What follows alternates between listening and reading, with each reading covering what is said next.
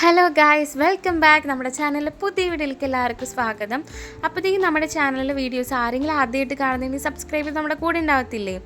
നമ്മളിന്ന് പോകുന്നത് നമ്മുടെ എടപ്പള്ളി പള്ളിയിലേക്കാട്ടോ പോണത്. എടപ്പള്ളി പള്ളിയിലും അല്ലെങ്കിൽ വല്ലാർപാടത്തെ പള്ളിയൊക്കെ ഒത്തിരി ഇഷ്ടമാണ് ഇവിടേക്ക് വരുന്നത്. ഭയങ്കര സമാധാനമായിട്ടോ നമ്മളിങ്ങോട്ട് വരുമ്പോൾ. ഭയങ്കര മൈൻഡ് റിലാക്സിങ് പോലെയൊക്കെ തോന്നും. ഞാൻ 3 കൊല്ലം കൊച്ചിയിലാണ് പഠിച്ചപ്പോൾ കൊച്ചിയിൽ പഠിക്കുമ്പോൾ പോണ വഴിക്ക് ഇപ്പോഴും നമ്മുടെ ഈ എടപ്പള്ളി പള്ളി കാണും. അപ്പോൾ എന്തൊക്കെ പ്രാർത്ഥിച്ചിട്ടുണ്ടോ അതൊക്കെ പുണ്യാളം സഹായിച്ചു തന്നിട്ടുണ്ട് കേട്ടോ. ഭയങ്കര വിശ്വാസമാണ്. അപ്പോൾ ഞങ്ങൾ അതിരാവിലെ തന്നെ ഇറങ്ങി പിന്നെ നമ്മൾ ചായയൊക്കെ കുടിച്ച് കഴിഞ്ഞിട്ട് നമ്മൾ പള്ളിയിലേക്ക് പോവുകയാണ്.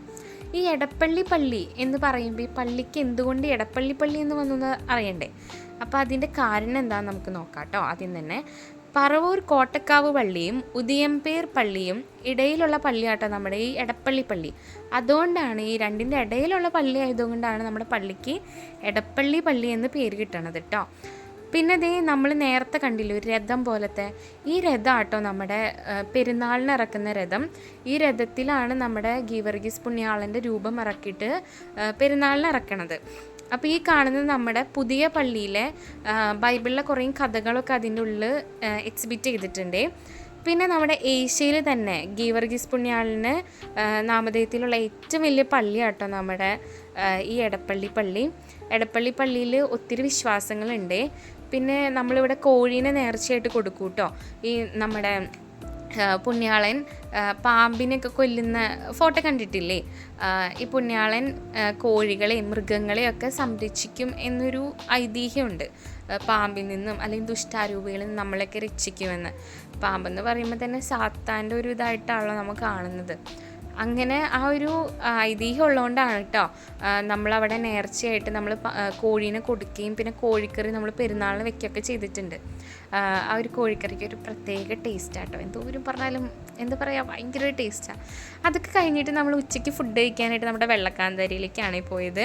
അവിടുത്തെ മീൽസ് തന്നെ നമുക്ക് എന്താ പറയുക വയറ് നിറച്ച് കഴിക്കാനായിട്ട് തോന്നും. അവിടുത്തെ ചെമ്മീൻ കറിയൊക്കെ കൂട്ടിയിട്ട് അങ്ങോട്ട് കഴിക്കാം. പിന്നെ ഞങ്ങൾ ഒരു എന്താ പറയുക നമ്മുടെ പൊള്ളിച്ചത് പറഞ്ഞിട്ടുണ്ടായിരുന്നു. പിന്നെ നമ്മളൊരു മുളകിട്ട് അരിച്ച നമ്മുടെ തലക്കറി പറഞ്ഞിട്ടുണ്ടായിരുന്നു. പിന്നെ പപ്പടവും എല്ലാം നമ്മുടെ മീൽസിൽ ഇൻക്ലൂഡഡ് ആണ്. അപ്പം നമ്മൾ ഫുഡൊക്കെ കഴിച്ച് നമ്മുടെ വെള്ളക്കാന്തരിക്ക് ടാറ്റ പറഞ്ഞ് നമ്മൾ നെക്സ്റ്റ് പോകാൻ പോകണത് നമ്മുടെ വല്ലാർപാടം പള്ളിയിലേക്കാണ് കേട്ടോ. വല്ലാർപാടം പള്ളി എന്ന് പറയുമ്പോൾ തന്നെ അവിടെ ഒത്തിരി അത്ഭുതങ്ങൾ നടന്നിട്ടുണ്ട് കേട്ടോ. ആദ്യം നമ്മുടെ വല്ലാർപാടം പള്ളി പരിശുദ്ധാത്മാവിൻ്റെ നാമത്തിലാണ് പണിതത്. അതിനുശേഷം അവിടെ വെള്ളപ്പൊക്കമൊക്കെ ഉണ്ടായിട്ട് ആ പള്ളി മൊത്തമായിട്ട് നശിച്ചു പോയി.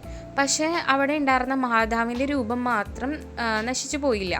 അതിങ്ങനെ കടലിലിങ്ങനെ ഒഴുകി നടക്കണത് നമ്മുടെ കൊച്ചി രാജാവിൻ്റെ മന്ത്രി കാണാനായിട്ടിടയായി.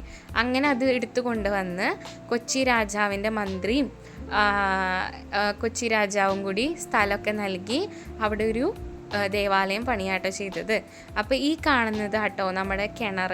ഈ കിണറിന് ഒത്തിരി അത്ഭുതങ്ങളുണ്ട് കേട്ടോ. നമ്മുടെ എടപ്പള്ളി പള്ളിയിലുണ്ട് ഒരു കിണർ, അതുപോലെ തന്നെ ഈ പള്ളിയിലും. ഇതിങ്ങനെ കായലിൻ്റെ നടുക്കാട്ടോ നമ്മുടെ ഈ പള്ളി വന്നത്. കായലാണ് ചുറ്റും. അപ്പോൾ ഇവിടെ ഇങ്ങനെ വെള്ളം വരാമെന്ന് വെച്ചാൽ ഒരു അത്ഭുതമാണ്. ഈ വെള്ളം കുടിച്ച് ഒത്തിരി ആൾക്കാരുടെ രോഗങ്ങൾ സൗഖ്യപ്പെടുകയും അങ്ങനെ ഒത്തിരി അത്ഭുതങ്ങൾ ഉണ്ടായിട്ടുണ്ട് കേട്ടോ. പിന്നെ ഒരു അത്ഭുതം ഇവിടെ നടന്നതെന്ന് വെച്ചാൽ മീനാക്ഷി അമ്മ എന്ന് പറയുന്ന ഒരു ചേച്ചിയും മീനാക്ഷി അമ്മയുടെ മോനും കൂടി മട്ടാഞ്ചേരിയിലേക്ക് പോവായിരുന്നു. അവർ ബൈ റിലീജിയൻ ഹിന്ദുസാണ്. പക്ഷേ അവരിങ്ങനെ മട്ടാഞ്ചേരിയിലേക്ക് പോണ വഴിക്ക് കപ്പൽ മറഞ്ഞിട്ട് ഈ അമ്മയും മോനും മരിക്കാൻ ഒരു സാഹചര്യം എത്താറായി കഴിഞ്ഞിട്ട് ഇപ്പോൾ നമ്മുടെ മീനാക്ഷി അമ്മ പറഞ്ഞു, ഞാൻ ഈശോയ്ക്ക് നമ്മുടെ മാതാവിന് അടിമയായിട്ട് ഇവിടെ ജീവിച്ചോളാം എന്ന് പറഞ്ഞു. ഈ പള്ളിക്ക് അടിമയായിട്ട് ജീവിച്ചോളാം എന്ന് പറഞ്ഞു. അങ്ങനെ എനിക്ക് കഥയൊന്നും എക്സാക്റ്റായിട്ട് അറിയത്തില്ല, അപ്പോൾ ഞാൻ പറയുന്നത് തെറ്റൊക്കെ ഉണ്ടാവും കേട്ടോ. അങ്ങനെ ഈ അമ്മ അവിടെ അടിമയായിട്ട് ജീവിച്ചോളാം എന്ന് പറഞ്ഞു. 3-ാം ദിവസം നമ്മുടെ അവിടുത്തെ ഇടവക വികാരിക്ക് ഒരു സ്വപ്നത്തിൽ ഇങ്ങനെ ഒരു സ്ത്രീ മരിക്കാൻ വെള്ളം മുങ്ങി മരിക്കാൻ ഇടയാവുന്ന കണ്ടു. അങ്ങനെ ആ ഒരു ഭാഗത്ത് വലയെറിഞ്ഞ് നോക്കിക്കഴിഞ്ഞപ്പോൾ നമ്മുടെ മീനാക്ഷി അമ്മേനെ കിട്ടാട്ടോ ചെയ്തത്. അങ്ങനെ മീനാക്ഷി അമ്മയുടെ രൂപവും നമുക്കവിടെ കാണാൻ പറ്റും, ഒരു ചിത്രം നമുക്കവിടെ കാണാൻ പറ്റും. പിന്നെ അവിടെ ഒരു ചേട്ടനുണ്ട് കേട്ടോ. നമ്മളവിടെ ലിഫ്റ്റ് കയറി പോകുമ്പോൾ ഒരു ചേട്ടനുണ്ട്. ആ ചേട്ടൻ എന്താ പറയുക പോസ്റ്റർ അല്ലെങ്കിൽ നമ്മുടെ ഫിസിക്കൽ നേച്ചറിൽ നിന്ന് നോക്കുമ്പോൾ അയാളൊരു എന്താ പറയുക വലിയ എഡ്യൂക്കേറ്റഡോ അങ്ങനെ നമുക്ക് ഫീൽ ചെയ്യത്തില്ല. പക്ഷേ ആൾക്ക് ഭയങ്കര കഴിവാട്ടോ. കഴിവെന്നൊക്കെ പറഞ്ഞിട്ടുണ്ടെങ്കിൽ എപ്പോഴും കൊന്തിച്ചുകൊണ്ട് നടക്കുന്ന ഒരു മനുഷ്യൻ.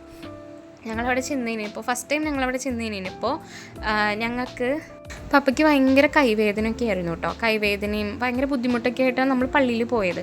പള്ളി ചെന്നതിനിപ്പോൾ ആ ലിഫ്റ്റിൽ നിന്ന് ഇറങ്ങിക്കഴിഞ്ഞപ്പോൾ ആ ചേട്ടൻ ചോദിച്ചു ആർക്കാ കൈവേദന എന്ന് ചോദിച്ചു. അപ്പോൾ പപ്പയ്ക്കാന്നിങ്ങനെ പറഞ്ഞു കഴിഞ്ഞപ്പോൾ പറഞ്ഞത് മാതാവ് എടുത്തിട്ടുണ്ടെന്ന് പറഞ്ഞു. പിന്നെ പപ്പയ്ക്ക് കൈവേദന ഉണ്ടായിട്ടില്ല കേട്ടോ. പിന്നെ നമുക്ക് ആ പള്ളിയിലേക്ക് പോകാൻ ഭയങ്കര ആഗ്രഹമായിരുന്നു. പിന്നെ നമ്മൾ വർഷത്തിൽ 2-3 തവണ നമ്മൾ പോകാറുണ്ട്. പിന്നെ നമ്മൾ തിരിച്ചു വന്ന വഴിക്ക് നമ്മുടെ മാർക്കറ്റിലൊക്കെ കയറി മീനൊക്കെ മേടിച്ചു, തലക്കറി കൂട്ടിയൊക്കെ ഫുഡ് കഴിച്ചു, തല ഒരെണ്ണം വാങ്ങിച്ചു, പിന്നെ കൂന്തലൊക്കെ നന്നാക്കി വെച്ചു. നമ്മുടെ സ്കൂബിക്കുട്ടനെ നമ്മുടെ എന്താ പറയുക ഷോപ്പിൽ കയറ്റി നല്ല സുന്ദര കുട്ടപ്പനാക്കി ആയിട്ട് എടുത്തിട്ടാട്ടോ വന്നത്. പിന്നെ പോണ വഴിക്ക് നമ്മൾ ഷേക്കൊക്കെ അടിച്ചേർന്നു. അതും വേറെ കാര്യം. അപ്പോൾ അത്രേ ഉള്ളൂ കേട്ടോ ഇന്നത്തെ വീഡിയോ. ഇഷ്ടമാണെങ്കിൽ സബ്സ്ക്രൈബ് ചെയ്ത് സപ്പോർട്ട് ചെയ്യില്ലേ. അപ്പോൾ മറ്റൊരു വീഡിയോ ആയിട്ട് വരുന്നവരെ ടാറ്റാ.